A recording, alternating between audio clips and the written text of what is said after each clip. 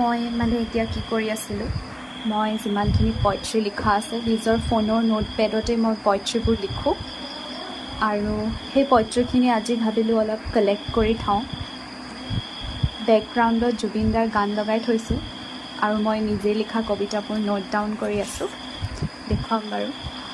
আৰু মই এই সময়খিনিত সদায় এয়া মোৰ ঘৰৰ বাৰাণ্ডা হয়, ইয়াতে মই 5টা বজাৰ পৰা 9টা বজালৈকে বহি থাকোঁ।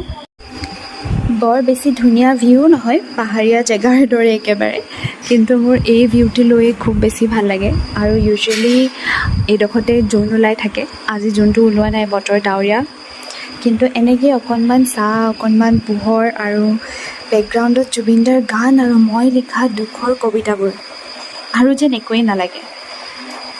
এইবোৰ কবিতা, এইটোৰ নাম হৈছে ড্ৰাই ডিচেম্বৰ, এইটোৰ নাম হৈছে টায়াৰ্ড চ'ল।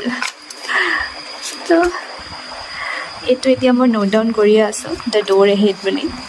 এনেকৈ আৰু কিবা কিবি লিখা আছে, দ্য লোন আই অ'ন, এইবোৰ। আৰু চবচে আচৰিত কথা এইটো, অলপ পোহৰলৈ গৈ লওঁ।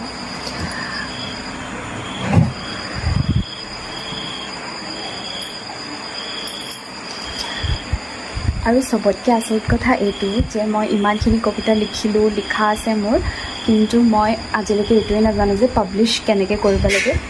এইটো গম পাওঁ যে পাব্লিছ কৰাটো অলপ টাফ হয়, বাট কেনেকৈ কৰিব লাগে মই গমেই নাপাওঁ। আৰু কেতিয়াবা যদি কিবা কম্পিটিশ্যনত দিব মন যায়ো, কিন্তু মই নিদিওঁ। মই ভাবোঁ দুখৰ কবিতাবোৰ কোনে পঢ়ি থাকিব।